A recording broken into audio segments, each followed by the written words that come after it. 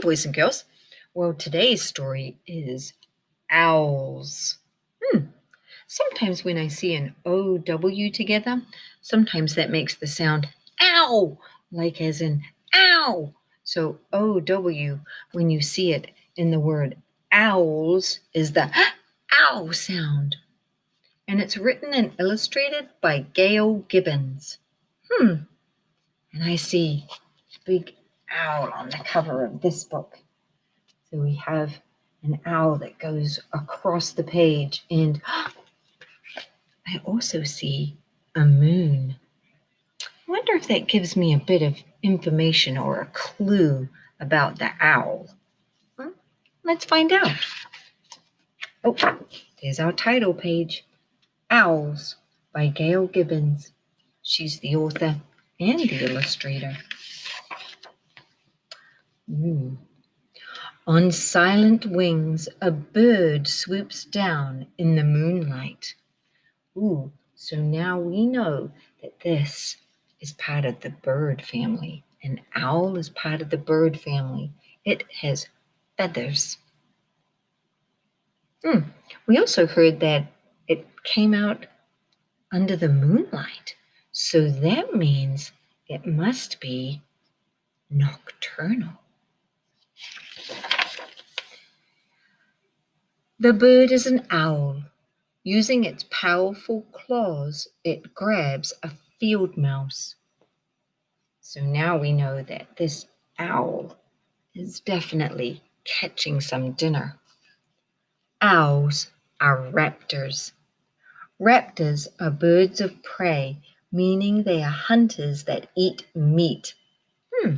If they eat meat, that makes them a carnivore. They grab their prey with claws called talons that are very sharp. So he's definitely hanging on. He's got it hanging right here. It's got those talons right there. And I noticed this book uses labels to give us more information. So I've got the great horned owl, and the word raptor comes from the Latin word rapere, meaning to grab or seize by force. The word owl comes from the Old English word owl, meaning to howl. This refers to the sound owls make. Claws called talons. So these labels gave us some information. Most scientists believe there are about 140 different kinds of owls living around the world. They live on every continent except Antarctica. It is believed that there are 21 different kinds of owls living in North America.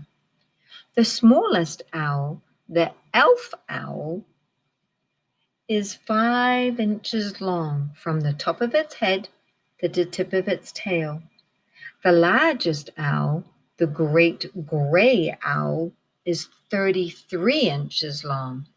So 5 inches is about the length of my hand. But 33, that's about my whole arm. Wow. So we've got a very big owl and a very small owl.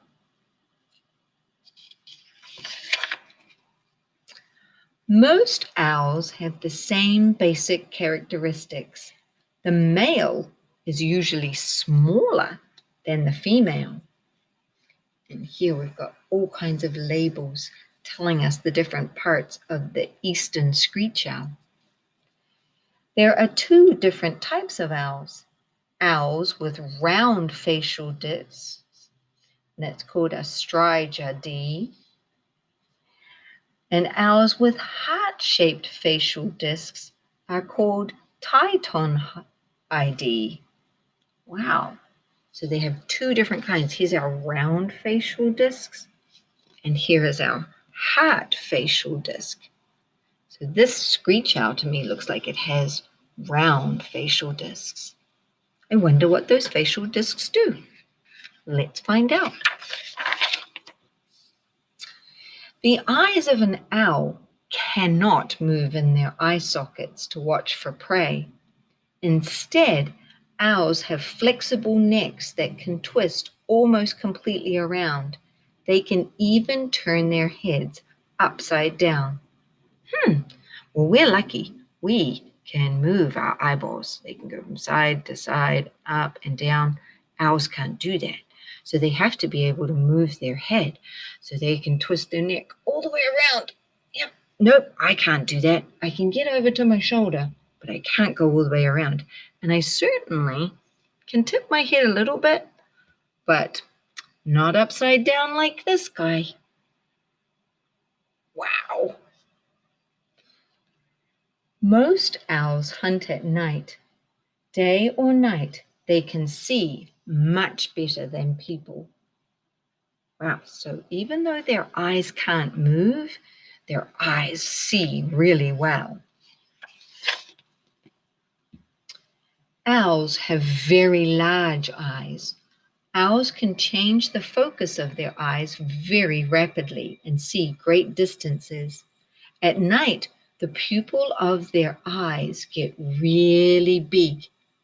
This allows more light to enter into their eyes, giving them unusually good vision in the dark. But look, in the daytime, their pupil is really teeny, but at night, their pupil is really big. The pupil is that black dot in the middle of your eye. Most owls rely on their keen sense of hearing for hunting rather than their excellent vision. Their ears are hidden behind their facial disc feathers. That's those disc feathers we were talking about. These discs act like dish antennae to funnel sound to their ears. Owls are constantly turning their heads to hear better. So the discs help catch sound and direct it to their ears. You can do a very similar thing. If you cup your hand and put it over your ear, it catches more sound and you can hear differently. Try it. Put your hands down, then cup it, put it around, and the sound changes. An owl attacks its prey silently. When flying, it can move its wings without making any sound. It's like a ninja. Silence. An owl's bones are very light. They are full of air. The strength of an owl's wings and the lightness of its bones give an owl extraordinary lifting power. So he can lift up heavy things like its prey. I see here, he's caught a mouse, and now he's able to carry it away with him. Strong legs and toes and long, needle-sharp, curved talons give owls great grasping power. Most owls kill their prey by biting at the base of a neck. Oh, what did this owl catch? Can you see? Yeah. Different owls have different diets. They may eat squirrels, skunks, rabbits, birds, snakes, insects, and other creatures. Owls usually swallow their food head first and whole. When an owl kills an animal that is too big to swallow whole, it shreds it with its very sharp beak. Wow. So it can grab with sharp talons and it can shred with a sharp beak. It's definitely designed to be a raptor. Owls cannot chew or grind their food. They cough up what they can't digest in pellets. The pellets usually contain fur and bones. So there he is. He's coughing up a pellet. And then you can take apart the pellet and see bones and fur of the prey that they've eaten.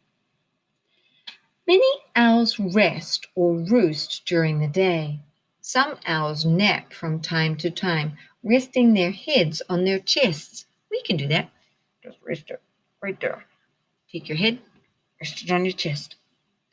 Other owls twist their heads around to rest them on their backs. I can't do that.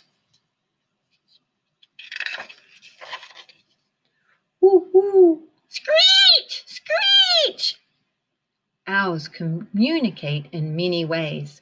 They may use sounds to claim a territory, to warn of danger, or call to a mate. Some people think owl sounds are very eerie and spooky. It depends. Owls make nesting sites in unusual places. They may nest in hollow trees, in tree stumps, on the ground, or in an abandoned bird's nest. Like this one's even got a home in a cactus. It's that little alpha owl. And this one's got a great big nest.